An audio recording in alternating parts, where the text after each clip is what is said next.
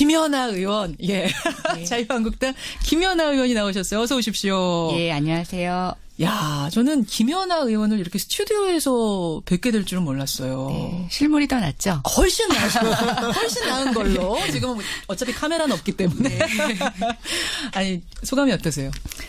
아, 예, 아니요. 라디오 일단 초청해 주셔서 되게 감사하고요. 아유. 지난번에 김현정의 뉴스쇼 덕분에 예. 많은 팬들이 생기고 야. 또 응원 댓글도 받아서 감사 차원에서 제가 꼭 한번 방문하고 싶었습니다. 네. 근데 굉장히 어려운 위치에 지금 계신 것 같아요. 마음은 바른정당에 가 계신데 몸은 자유한국당에 계시니까 이렇게 겨룰 수가 없잖아요.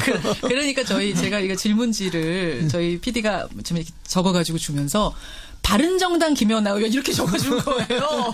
순간 저도 헷갈렸을 정도로. 네. 사실은 자유한국당 소속이지만 좀 다른 행보를 계속 보여서 그래서 또 소신 행보로 많은 격려도 받으시고 이런 김연아 의원. 뉴스닥 준비하는데 고생하진 않으셨어요? 일단 뭐 제가 이렇게 정치에 많이 경험이 있는 게 아니고 또 뭐 이런 이슈들을 매일 이렇게 촉각을 세우면서 보고 있진 않아서 좀 고민을 했는데요. 네. 뭐 저의 항상 그 캐치프레이즈처럼 저는 이제 국민의 시각에서 상식적 수준에서 예. 여기 수장님이 좀 전문가 차원에서 이렇게 딱 어떤 줄을 이렇게 이슈를 선점하신다면 예. 저는 아주 일반인의 시각에서 좀 뽑아봤습니다. 아유, 참 인상도 편안하세요, 김연아 의원. 너무 겸손하시네. 아닙니다. 상한가가 어렵든가요? 하한가가 어렵든가요? 상한가가 어렵더라고요. 상한가가 더 어려워요. 네. 원래 그런 겁니다. 상한가. 예. 근데 경제 전문가시잖아요. 네. 그러면 상한가, 하한가 이런 거에 좀 익숙하지 않으세요? 예, 그렇기는 한데요. 뭐 이렇게 모든 게 그렇지만 비판하거나 네. 좀 이렇게 나쁜 점을 들춰내기는 굉장히 쉬운데 상한가라는 건 어쨌든 약간 좋은 점을 봐야 되는데요. 제가 이번에 이걸 뽑으면서 나도 인간이고 인간의 본성이라는 게 참 좋은 점보다는 나쁜 점을 보기가 쉽구나 이런 걸 다시 한번 느꼈습니다. 그러네요. 1365님, 일부에서부터 기대하시라 하더니 진짜 환영합니다, 김연아 의원. 이런 감사합니다. 문자가 벌써 많이 들어오고 있어요. 네. 이준석 위원장이 약간 긴장하셔야 될 것 같습니다. 자, 하한가부터 가겠습니다. 하한가 허성무 소장님 누구 골라오셨어요? 예, 저는 자유한국당 전당대회. 자유한국당 전당대회 하한가 김연아 의원. 네, 저는 국민의당. 국민의당. 네. 호성무 소장님. 네네. 아니 김연아 의원 자유한국당 분이 옆에 계시는데 하한가로 자유한국당 올라오시고. 저는 뭐 오실 줄 몰랐고.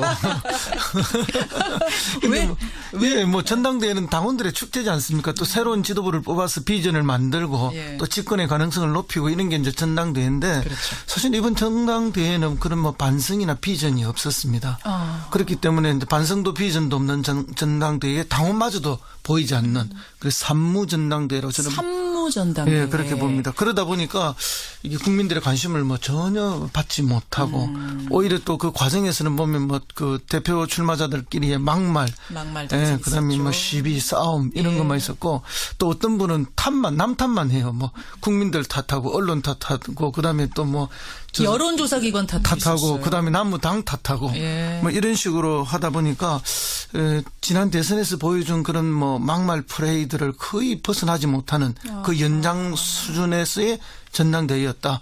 그래서 굉장히 좀 안타까웠다. 왜냐하면은 제1야당이지 않습니까? 107석을 가지고 있고. 그럼 이게 좀 이렇게 건전한 방향으로 이렇게 나아가야 나라 전체와 정치가 건전화가 되는데 대기간 내내 그렇지 못했다. 그래서 좀 안타깝고 하한가를 드렸는데 그 중에서도 이제 뭐 마지막에 이제 감자밭 이렇게 뭐 전당대회 어제 마지막에 전당대회는 감자밭에서 감자캐다가 좀 이벤트를 했죠. 그래서 모양이 좀 좋다 이런 이야기도 나왔지만 그럼 왜 하필 감자밭을 갔을까?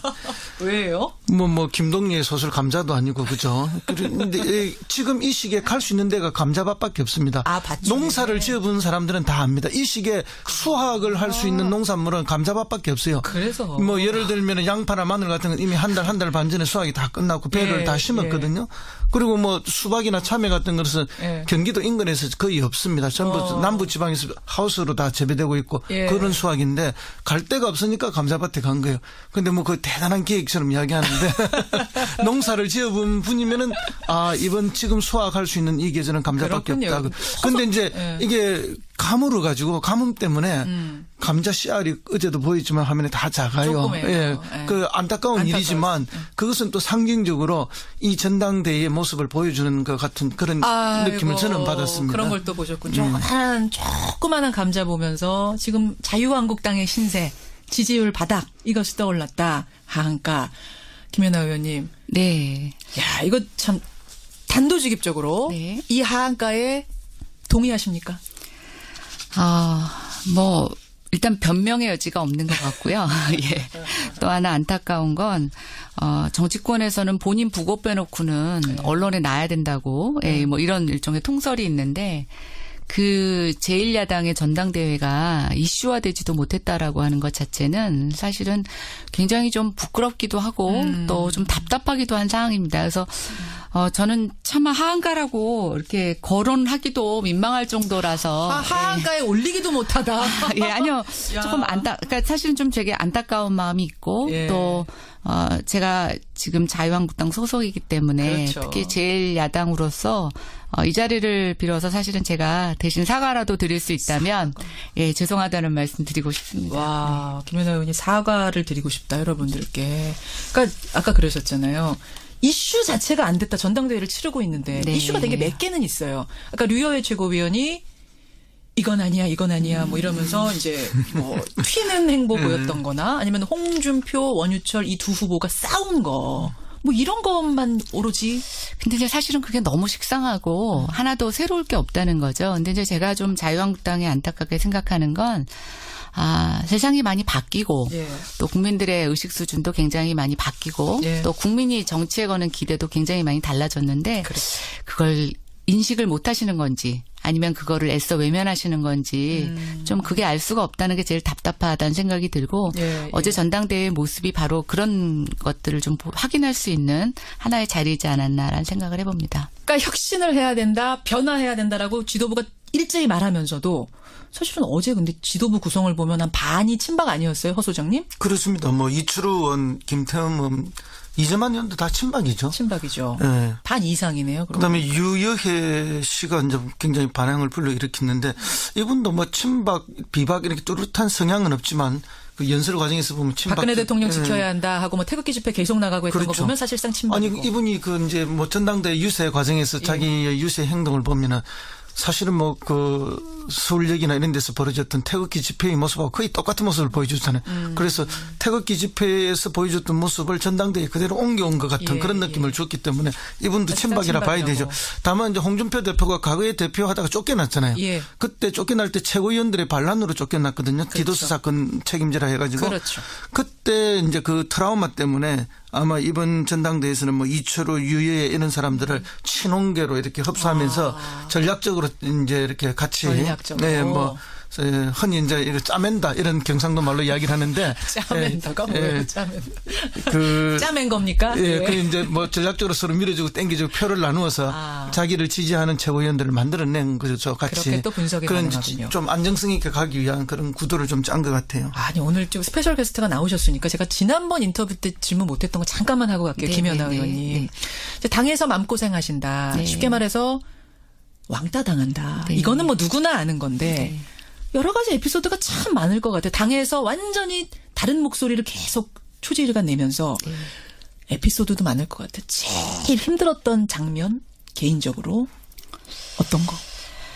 글쎄요, 뭐 이렇게 제일 힘들었다고 인정되는 것들이 뭐 너무 많아서 떠오르지가 않는데요. 너무 많아서 예. 세상에. 그리고 아직 끝난 것 같지 않아서. 이것도 예. 끝이 아니다. 근데 이제 뭐 한 두 가지 정도가 생각이 나는데 일단은 이제 당내 정보에서 다 배제되고 있어요. 그래서 항상 이제 회의나 이런 걸 들어갈 때 요즘은 이제 의총을 먼저 하고 예. 의총에서 어느 정도 단합된 뭐 행동 방식이라든가 이런 거를 그렇죠. 결정하고 들어가는데 당연히 그렇죠. 이제 그 의견을 저는 언론을 통해서 밖으로 듣고 제가 들어가야 된다는 왜요? 거예요. 의총에 가시면 되잖아요.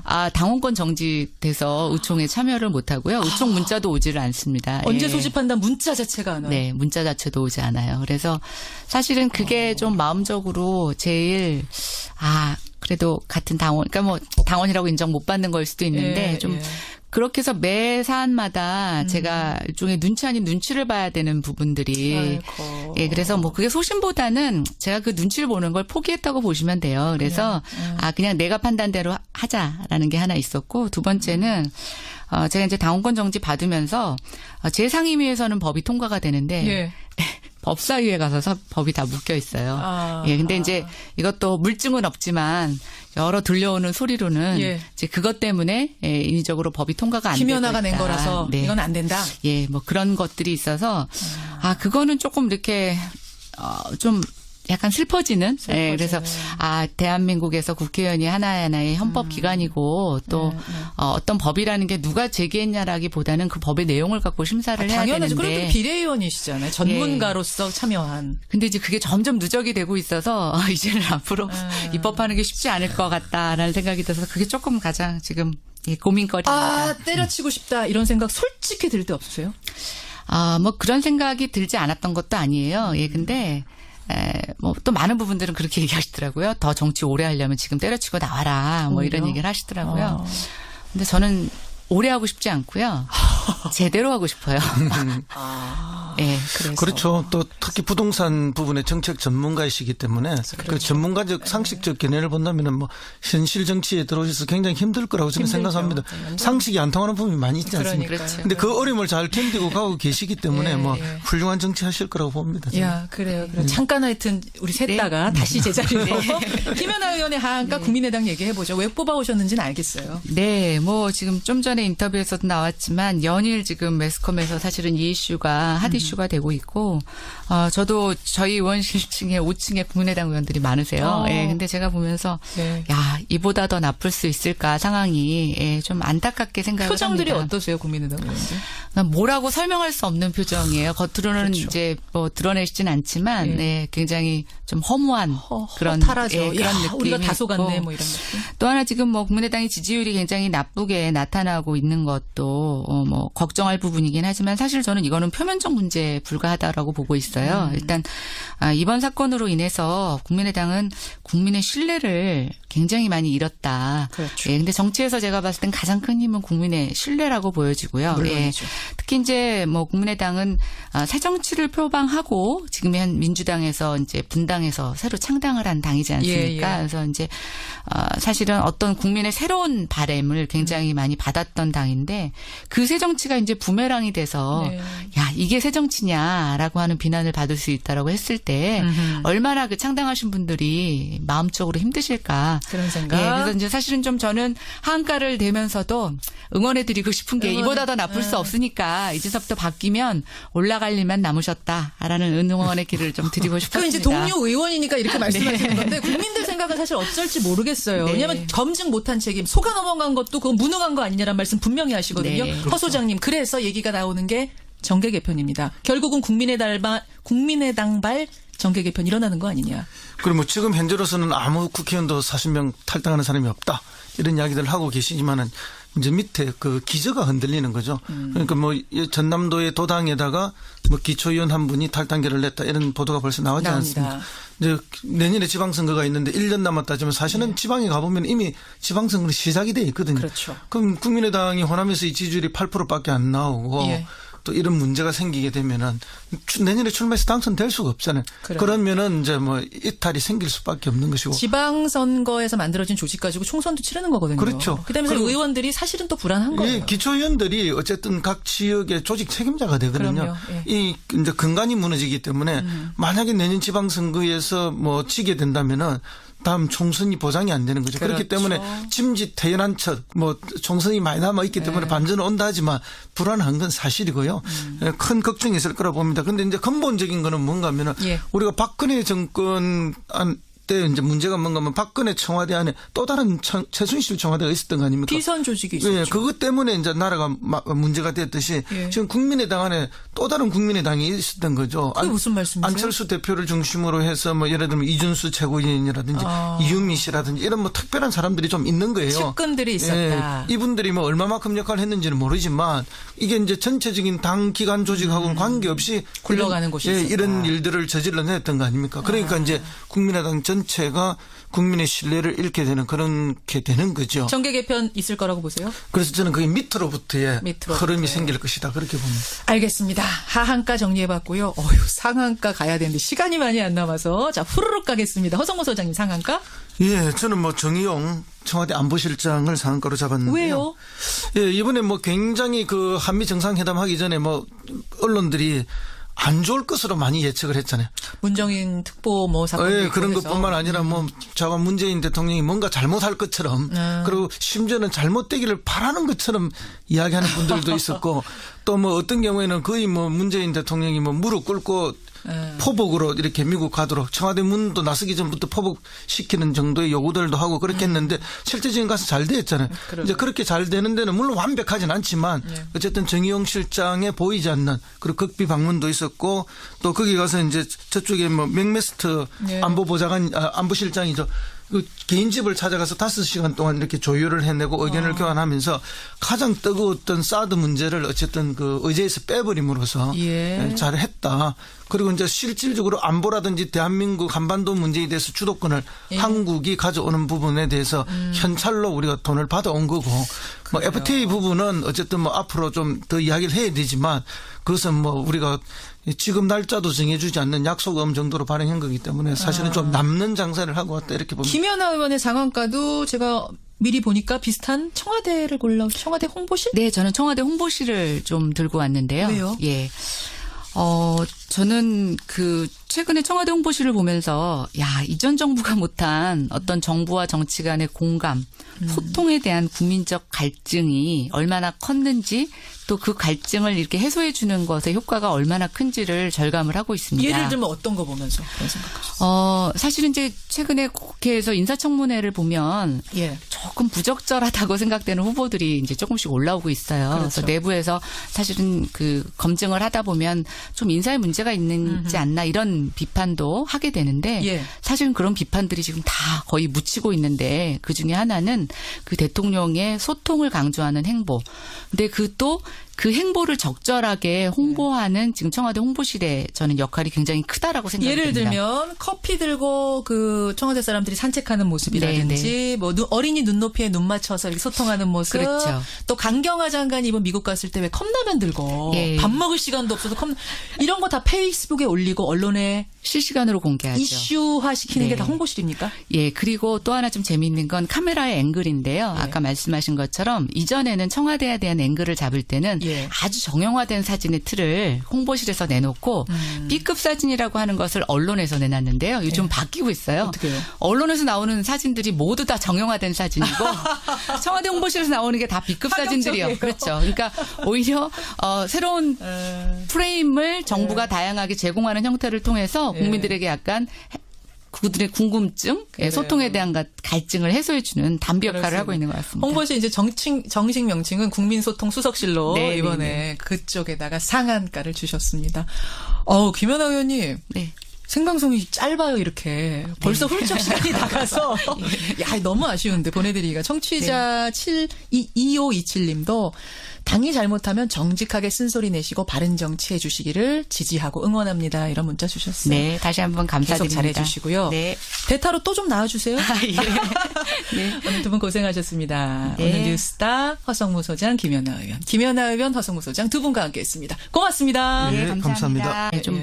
그렇게 해서 매 사안마다 제가 일종의 눈치 아닌 눈치를 봐야 되는 부분들이 그래서 뭐 그게 소신보다는 제가 그 눈치를 보는 걸 포기했다고 보시면 돼요. 그래서 그냥 내가 판단대로 하자라는 게 하나 있었고 두 번째는 제가 이제 당원권 정지 받으면서 제 상임위에서는 법이 통과가 되는데 법사위에 가서 법이 다 묶여 있어요. 근데 이제 이것도 물증은 없지만 여러 들려오는 소리로는 이제 그것 때문에 인위적으로 법이 통과가 안 되고 있다. 김연아가 낸 거라서 이건 안 된다. 뭐 그런 것들이 있어서 그거는 조금 이렇게 좀 약간 슬퍼지는. 그래서 대한민국에서 국회의원이 하나하나의 헌법 기관이고 또 어떤 법이라는 게 누가 제기했냐라기보다는 그 법의 내용을 갖고 심사를 해야 당연하죠. 되는데. 그래도 비례의원이시잖아요. 전문가로서 참여한. 근데 이제 그게 점점 누적이 되고 있어서 이제는 앞으로 입법하는 게 쉽지 않을 것 같다라는 생각이 들어서 그게 조금 가장 지금 고민거리입니다. 때려치고 싶다 이런 생각 솔직히 들 때 없으세요? 뭐 그런 생각이 들지 않았던 것도 아니에요. 예, 근데 뭐 또 많은 부분들은 그렇게 얘기하시더라고요. 더 정치 오래 하려면 지금 때려치고 나와라. 뭐 이런 얘기를 하시더라고요. 근데 저는 오래 하고 싶지 않고요. 제대로 하고 싶어요. 네, 그래서. 그렇죠. 또 특히 부동산 부분의 정책 전문가이시기 때문에 그렇죠. 그 전문가적 상식적 견해를 본다면은 뭐 현실 정치에 들어오셔서 굉장히 힘들 거라고 저는 힘들죠. 생각합니다. 완전. 상식이 안 통하는 부분이 많이 있지 않습니까? 그렇죠. 근데 그 어려움을 잘 견디고 가고 계시기 때문에 예, 뭐 예. 훌륭한 정치 하실 거라고 봅니다. 저는. 야, 그래요. 잠깐 하여튼 우리 셋 다가 다시 제자리로 김연아 의원의 하한가 국민의당 얘기해보죠. 왜 뽑아오셨는지는 알겠어요. 네, 뭐 지금 좀 전에 인터뷰에서도 나왔지만 연일 지금 매스컴에서 사실은 이 이슈가 핫 이슈가 되고 있고, 저도 저희 의원실층에 5층에 국민의당 의원들이 많으세요. 예, 근데 제가 보면서 네. 야, 이보다 더 나쁠 수 있을까 상황이 예, 좀 안타깝게 생각을 표정들이 합니다. 어떠세요, 국민의당 의원들? 뭐라고 설명할 수 없는 표정이에요. 겉으로는 그렇죠. 이제 뭐 드러내시진 않지만, 예. 네, 굉장히 좀 허무한 그런 허탈하죠. 예, 그런 야, 느낌이 우리가 다소 있고. 갔네, 뭐 이런 느낌. 또 하나 지금 뭐 국민의당의 지지율이 굉장히 나쁘게 나타나고 있는 것도 뭐 걱정할 부분이긴 하지만 사실 저는 이거는 표면적 문제에 불과하다라고 보고 있어요. 일단 이번 사건으로 인해서 국민의당은 국민의 신뢰를 굉장히 많이 잃었다. 그렇죠. 예, 근데 정치에서 제가 봤을 땐 가장 큰 힘은 국민의 신뢰라고 보여지고요. 물론이죠. 예, 특히 이제 뭐 국민의당은 새 정치를 표방하고 지금 현 민주당에서 이제 분당해서 새로 창당을 한 당이지 않습니까? 예, 예. 그래서 이제 사실은 어떤 국민의 새로운 바램을 굉장히 많이 받았던 당인데 그 새 정치가 이제 부메랑이 돼서 네. 야 이게 새 정치냐라고 하는 비난을 받을 수 있다라고 했을 때 얼마나 그 창당하신 분들이 마음적으로 힘드실까? 그런 생각. 예, 그래서 이제 사실은 좀 저는 하한가를 대면서도 응원해드리고 싶은 게 이보다 더 나쁠 수 없으니까 이제서부터 바뀌면 올라갈 일만 남으셨다라는 응원의 길을 좀 드리고 그 싶었습니다. 이제 동료 의원이니까 이렇게 말씀하시는 건데 국민들 생각은 사실 어쩔지 모르겠어요. 네. 왜냐면 김연아 의원, 예, 자유한국당 김연아 의원이 나오셨어요. 어서 오십시오. 예, 안녕하세요. 야, 저는 김연아 의원을 이렇게 스튜디오에서 뵙게 될 줄은 몰랐어요. 네, 실물이 더 낫죠? 훨씬 나으시고, 훨씬 나은 걸로. 지금 어차피 카메라는 없기 때문에. 아니, 소감이 어떠세요? 예, 아니요. 라디오 일단 초청해 주셔서 되게 감사하고요. 지난번에 김현정의 뉴스쇼 덕분에 예. 많은 팬들이 생기고 예. 또 응원 댓글도 받아서 감사 차원에서 제가 꼭 한번 방문하고 싶었습니다. 네. 근데 굉장히 어려운 위치에 지금 계신 것 같아요. 마음은 바른정당에 가 계신데 몸은 자유한국당에 계시니까 이렇게 겨룰 수가 없잖아요. 그러니까 제가 이거 질문지를 저희 PD가 지금 이렇게 적어가지고 주면서 바른정당 김연아 의원 이렇게 적어준 거예요. 순간 저도 헷갈렸을 정도로. 네. 사실은 자유한국당 소속이지만 좀 다른 행보를 계속 보여서 그래서 또 소신 행보로 많은 격려도 받으시고 이런 김연아 의원. 뉴스닥 준비하는데 고생하진 않으셨어요? 일단 뭐 제가 이렇게 정치에 많이 경험이 있는 게 아니고 또 뭐 이런 이슈들을 매일 이렇게 촉각을 세우면서 보고 있진 않아서 좀 고민을 했는데요. 네. 뭐 저의 항상 그 캐치프레이즈처럼 저는 이제 국민의 시각에서 국민의 상식적 수준에서 예. 여기 소장님이 좀 전문가 차원에서 이렇게 딱 어떤 줄을 이렇게 이슈를 선점하신다면 예. 저는 아주 일반인의 시각에서 좀 뽑아봤습니다. 참 인상도 편안하세요, 김연아 의원. 너무 겸손하시네. 아닙니다. 상한가가 어렵든가요? 하한가가 어렵든가요? 상한가가 어렵더라고요. 상한가가 더 어려워요. 네. 원래 그런 겁니다. 상한가. 예. 근데 경제 전문가시잖아요. 네. 그러면 상한가, 하한가 이런 거에 좀 익숙하지 않으세요? 예, 그렇기는 한데요. 뭐 이렇게 모든 게 그렇지만 비판하거나 좀 이렇게 나쁜 점을 들춰내기는 굉장히 쉬운데 상한가라는 건 어쨌든 약간 좋은 점을 봐야 되는데요. 제가 이번에 이걸 뽑으면서 나도 인간이고 인간의 본성이라는 게 참 좋은 점보다는 나쁜 점을 보기가 쉽구나 이런 걸 다시 한번 느꼈습니다. 그러네요. 1365님. 일부에서부터 기대하시라 하더니 진짜 환영합니다. 김연아 의원. 이런 감사합니다. 문자가 벌써 많이 들어오고 있어요. 네. 이준석 위원장이 약간 긴장하셔야 될 것 같습니다. 자, 하한가부터 가겠습니다. 하한가 허성무 소장님 누구 올라오셨어요? 예, 저는 자유한국당 전당대회. 자유한국당 전당대회 하한가 김연아 의원. 네, 저는 국민의당. 국민의당. 네.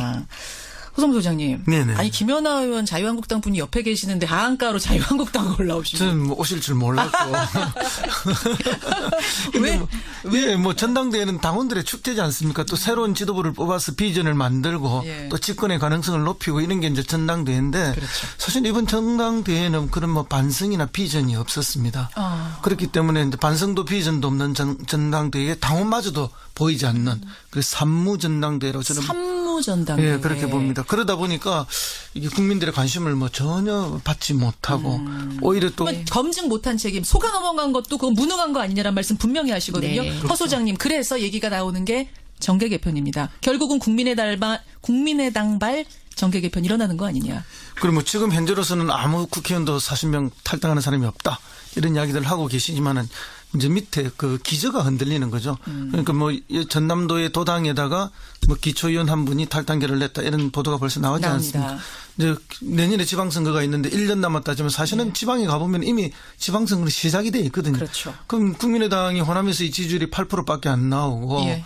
또 이런 문제가 생기게 되면은 내년에 출마해서 당선될 수가 없잖아요. 그러면은 이제 뭐 이탈이 생길 수밖에 없는 것이고. 지방선거에서 만들어진 조직 가지고 총선도 치르는 거거든요. 그렇죠. 그다음에 의원들이 사실은 또 불안한 거예요. 예, 기초의원들이 어쨌든 각 지역의 조직 책임자가 되거든요. 그럼요. 예. 이 이제 근간이 무너지기 때문에 만약에 내년 지방선거에서 뭐 지게 된다면은 다음 총선이 보장이 안 되는 거죠. 그렇죠. 그렇기 때문에 짐짓 태연한 척 뭐 총선이 많이 남아 있기 때문에 반전은 온다 하지만 불안한 건 사실이고요. 큰 걱정이 있을 거라 봅니다. 그런데 이제 근본적인 거는 뭔가 하면은 우리가 박근혜 정권 때 이제 문제가 뭔가 하면 박근혜 청와대 안에 또 다른 최순실 청와대가 있었던 거 아닙니까? 비선 조직이 있었죠. 예, 그것 때문에 이제 나라가 문제가 됐듯이 지금 국민의당 안에 또 다른 국민의당이 있었던 거죠. 그게 무슨 말씀이세요? 안철수 대표를 중심으로 해서 뭐 예를 들면 이준수 최고위원이라든지 이윤미 씨라든지 이런 뭐 특별한 사람들이 좀 있는 거예요. 측근들이 있었다. 예, 이분들이 뭐 얼마만큼 역할을 했는지는 모르지만 이게 이제 전체적인 당 기관 조직하고는 관계없이 굴러가는 곳이 있었다. 이런 일들을 저질러냈던 거 아닙니까? 그러니까 이제 국민의당 전체가 국민의 신뢰를 잃게 되는 그렇게 되는 거죠. 정계 개편 있을 거라고 보세요? 그래서 저는 그게 밑으로부터의 흐름이 생길 것이다. 그렇게 봅니다. 알겠습니다. 하한가 정리해봤고요. 상한가 가야 되는데 시간이 많이 안 남아서 자 후루룩 가겠습니다. 허성무 소장님 상한가? 예, 저는 뭐 정의용 청와대 안보실장을 상한가로 잡았는데요. 왜요? 예, 이번에 뭐 굉장히 그 한미 정상회담 하기 전에 뭐 언론들이 안 좋을 것으로 많이 예측을 했잖아요. 문정인 특보 뭐 사건. 예, 그런 것뿐만 아니라 뭐 자관 문재인 대통령이 뭔가 잘못할 것처럼 그리고 심지어는 잘못되기를 바라는 것처럼 이야기하는 분들도 있었고 또 뭐 어떤 경우에는 거의 뭐 문재인 대통령이 뭐 무릎 꿇고 포복으로 이렇게 미국 가도록 청와대 문도 나서기 전부터 포복시키는 정도의 요구들도 하고 그렇게 했는데 실제 지금 가서 잘 됐잖아요. 이제 그렇게 잘 되는 데는 물론 완벽하진 않지만 어쨌든 정의용 실장에 보이지 않는 그리고 극비 방문도 있었고 또 거기 가서 이제 저쪽에 뭐 맥메스터 안보실장이죠. 그 개인 집을 찾아가서 5시간 동안 이렇게 조율을 해내고 의견을 교환하면서 가장 뜨거웠던 사드 문제를 어쨌든 그 의제에서 빼버림으로써 잘했다. 그리고 이제 실질적으로 안보라든지 대한민국 한반도 문제에 대해서 주도권을 한국이 가져오는 부분에 대해서 현찰로 우리가 돈을 받아온 거고 뭐 FTA 부분은 어쨌든 뭐 앞으로 좀 더 이야기를 해야 되지만 그것은 뭐 우리가 지금 날짜도 정해주지 않는 약속음 정도로 발행한 거기 때문에 사실은 좀 남는 그 과정에서는 보면 뭐 그 대표 출마자들끼리의 막말 그다음에 뭐 시비 싸움 이런 것만 있었고 또 어떤 분은 남탓만 해요. 뭐 국민들 탓하고 언론 탓하고 그다음에 또 뭐 여론조사기관 탓하고 그다음에 남무당 탓하고 뭐 이런 식으로 하다 보니까 지난 대선에서 보여준 그런 뭐 막말 프레이들을 거의 벗어나지 못하는 그 연장 수준에서의 전당대회였다. 그래서 굉장히 좀 안타까웠다. 왜냐하면은 제1야당이지 않습니까? 107석을 가지고 있고. 그럼 이게 좀 이렇게 건전한 방향으로 이렇게 나아가야 나라 전체와 정치가 건전화가 되는데 대기간 내내 그렇지 못했다. 그래서 좀 안타깝고 하한가를 드렸는데 그 중에서도 이제 뭐 마지막에 이제 감자밭 이렇게 뭐 전당대회 어제 마지막에 전당대회는 감자밭에서 감자캐다가 좀 이벤트를 했죠. 그래서 모양이 좀 좋다 이런 이야기도 나왔지만 그럼 왜 하필 감자밭을 갔을까? 왜요? 뭐 김동리의 소설 감자도 아니고 그죠? 그런데 지금 이 시기에 갈 수 있는 데가 감자밭밖에 없습니다. 농사를 지어본 사람들은 다 압니다. 이 시기에 수확을 할 수 있는 농산물은 감자밭밖에 없어요. 그래서 뭐 예를 예를 들면 양파나 마늘 같은 건 이미 한 달 반 전에 수확이 다 끝났고 배를 다 심었거든요. 그리고 뭐 수박이나 참외 같은 것은 경기도 인근에서 거의 없습니다. 전부 남부 지방에서 하우스로 다 재배되고 있고 그런 수확인데 갈 데가 없으니까 감자밭에 간 거예요.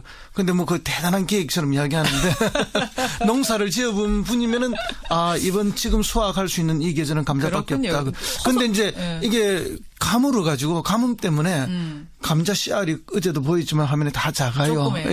그 안타까운 일이지만 그것은 또 상징적으로 이 전당대회의 모습을 보여주는 것 같은 그런 느낌을 저는 받았습니다. 그런 걸 또 보셨군. 조그마한 감자 보면서 지금 자유한국당의 신세, 지지율 바닥 이것이 떠올랐다. 하한가. 김연아 의원님. 네. 야, 이거 참 단도직입적으로 이 하한가에 동의하십니까? 뭐 일단 변명의 여지가 없는 것 같고요. 예. 또 하나 안타까운 건 정치권에서는 본인 부고 빼놓고는 언론에 나야 된다고 뭐 이런 일종의 통설이 있는데 그 제1야당의 전당대회가 이슈화되지도 못했다라고 하는 것 자체는 사실은 굉장히 좀 부끄럽기도 하고 또 좀 답답하기도 한 상황입니다. 그래서 저는 차마 하한가라고 이렇게 거론하기도 민망할 정도라서 하한가에 올리기도 못하다. 아니요. 조금 그러니까 사실은 좀 되게 안타까운 마음이 있고 또 제가 지금 자유한국당 소속이기 때문에 특히 제1야당으로서 이 자리를 빌어서 사실은 제가 대신 사과라도 드릴 수 있다면 죄송하다는 말씀 드리고 싶습니다. 와, 김연아 의원이 사과를 드리고 싶다 여러분들께. 그러니까 아까 그러셨잖아요. 이슈 자체가 안 됐다. 전당대회를 치르고 있는데 이슈가 된 게 몇 개는 있어요. 아까 류여회 최고위원이 이건 아니야 뭐 이러면서 이제 뭐 튀는 행보 보였던 거나 아니면 홍준표, 원유철 이 두 후보가 싸운 거. 뭐 이런 것만 오로지. 근데 이제 사실은 그게 너무 식상하고 하나도 새로울 게 없다는 거죠. 근데 이제 제가 좀 자유한국당에 안타깝게 생각하는 건 세상이 많이 바뀌고 또 국민들의 의식 수준도 굉장히 많이 바뀌고 또 국민이 정치에 거는 기대도 굉장히 많이 달라졌는데 그걸 인식을 못 하시는 건지 아니면 그거를 애써 외면하시는 건지 좀 그게 알 수가 없다는 게 제일 답답하다는 생각이 들고 어제 전당대회의 모습이 바로 그런 것들을 좀 확인할 수 있는 하나의 자리이지 않았나라는 생각을 해봅니다. 그러니까 혁신을 해야 된다, 변화해야 된다라고 지도부가 일제히 말하면서도 사실은 어제 근데 지도부 구성을 보면 한 반이 친박 아니었어요, 허 소장님? 그렇습니다. 뭐 이철우 의원, 김태흠 의원, 이재만 의원도 다 친박이죠. 친박이죠. 네. 반 이상이네요. 그다음에 유여혜 씨가 이제 굉장히 반향을 불러일으켰는데 이분도 뭐 친박, 비박 이렇게 뚜렷한 성향은 없지만 그 연설 과정에서 보면 친박. 박근혜 대통령 지켜야 한다 하고 뭐 태극기 집회 계속 나가고 했던 거 보면 사실상 친박이고. 아니 이분이 그 이제 뭐 전당대 유세 과정에서 자기의 유세 행동을 보면은 사실은 뭐 그 서울역이나 이런 데서 벌어졌던 태극기 집회의 모습하고 거의 똑같은 모습을 보여주잖아요. 그래서 태극기 집회에서 보여줬던 모습을 전당대회에 그대로 옮겨온 것 같은 그런 느낌을 줬기 때문에 이분도 친박이라 봐야 되죠. 다만 이제 홍준표 대표가 과거에 대표하다가 쫓겨났잖아요. 그때 쫓겨날 때 최고위원들의 반란으로 쫓겨났거든요. 디도스 사건 책임지라 해가지고. 그때 이제 그 트라우마 때문에 아마 이번 전당대회에서는 뭐 이철우, 유여혜 이런 사람들을 친홍계로 이렇게 흡수하면서 전략적으로 이제 이렇게 같이 뭐 흔히 이제 이렇게 짜맨다 이런 경상도 말로 이야기를 하는데 짜맨다가 뭐예요?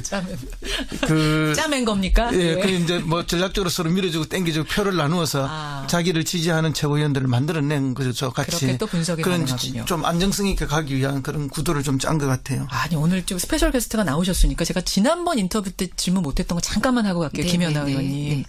당에서 마음고생하신다. 쉽게 말해서 왕따 당한다. 이거는 뭐 누구나 아는 건데 여러 가지 에피소드가 참 많을 것 같아요. 당에서 완전히 다른 목소리를 계속 초지일관 내면서 에피소드도 많을 것 같아요. 제일 힘들었던 장면 개인적으로 어떤 거? 글쎄요, 뭐 이렇게 제일 힘들었다고 인정되는 것들이 너무 많아서 떠오르지가 않는데 너무 많아서 세상에. 그리고 아직 끝난 것 같지 않아서. 이것도 예. 끝이 아니다. 근데 지금 한 두 가지 정도가 생각이 나는데 일단은 이제 당내 정보에서 다 배제되고 있어요. 그래서 항상 이제 회의나 이런 걸 들어갈 때 요즘은 이제 의총을 먼저 하고 의총에서 어느 정도 단합된 뭐 행동 방식이라든가 이런 거를 그렇죠. 결정하고 들어가는데 당연히 그렇죠. 이제 그 의견을 저는 언론을 통해서 밖으로 듣고 제가 들어가야 된다는 왜요? 거예요. 의총에 가시면 되잖아요. 당원권 정지돼서 의총에 참여를 못 하고요. 의총 문자도 오지를 않습니다. 언제 예. 소집한다 문자 자체가 안 와요. 네, 문자 자체도 오지 않아요. 그래서 사실은 그게 좀 마음적으로 제일 그래도 같은 당원, 그러니까 뭐 당원이라고 인정 못 받는 걸 수도 있는데